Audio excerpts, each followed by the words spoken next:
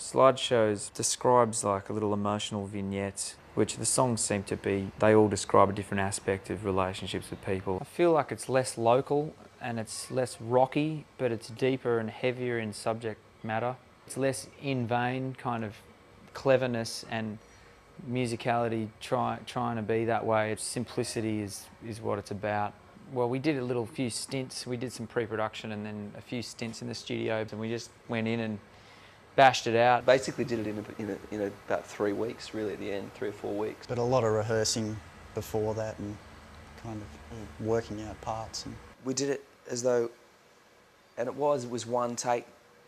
Each band member had to play the song like one time, and we all did it together, and that's what made it sound like a band. It wasn't like, okay, Carl, cool drums and cool bass fill, now we're just going to do guitars for the next 4 days for this track. It was like we had one chance to get it right, and you can feel it when you hear it back now. You can feel it. We've just spent the last 2 years on the road. Let's learn from that and just do what we do well, which is like playing as a live band, and that's what the record is, really. We tossed up a few options, you know. I mean, as far as studios and obviously working with people on the production side of things, and yeah, I mean, yeah, we might have been able to, we might have gone and done that overseas thing on the second record and supposedly, you know, step it up a bit or whatever, and we still might do that down the track, who knows. But it still is about building a relationship with someone, you know, when you're making music with someone. Obviously, same with in a band, but it's between a band and a producer, it's the same thing. And Lindsay's a really sort of quite an underrated talent, I reckon, you know, and a real musical guy, but just a really intelligent guy who sort of just understands so many aspects of the industry and what we do. You could maybe go with a bigger name overseas or whatever, maybe do that, but it still might not understand the vision and where the band's coming from. Well, I think if you have a success in your first album, you do think that you should step it up, but it's just the next step in the band. So why change something that's not broken? And it was where we were at as well. I mean, we did go overseas and meet a few producers, but to do that, to do an album overseas, it's kind of one more unknown thing. There's all those horror stories of bands that go over and spend 10 times the money, and then they're not happy with the final product, and they've got no say over what, you know, how it sounds. Or the temptation is to just run into huge mega production with layers everywhere and orchestras and horn sections and things, and go full on if you've got a slightly bigger budget.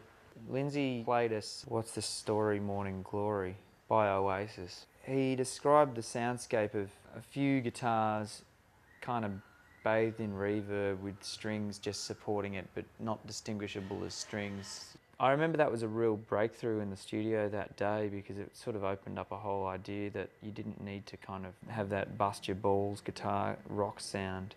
By no means did we want it to be a lighter album, but we just didn't want to kind of do things where it was all a bit standard, you know, wall of sound guitar rock. So that was a cool day. Phil and I know this terrific musician, producer, arranger, composer, Paul Grabowski, who arranged and put together a string section, 6 string players. I wrote some very simple kind of arrangements for those things, and they just bed in there with the guitars.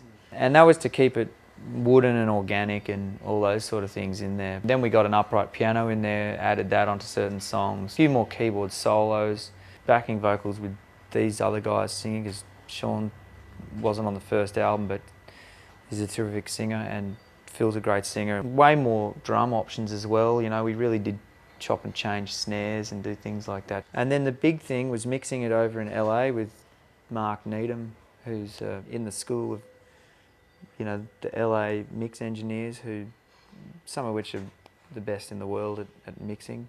He's very good at getting a kind of radio sound as well, you know, bringing in an effect on the bass only in the choruses. Things like that, which actually really help the music to breathe up and down dynamically, to sort of make certain sections have that thing. That's, to me as well, what sort of sonically made it different from the first album in a way. It's definitely got a level on top of that. But I mean, all through that whole process, we always wanted to come back to music is the feeling, it's the communication, it's about that thing. And that had to be not left behind with any of the creative decisions we made. that's been a real success, I think, that original start element to the end, you know, from start to finish, that was always the backbone of it, I think. I think it's good. I know it's the best we could do. I know it's the best thing we could do. It was a stellar effort on all fronts, actually, from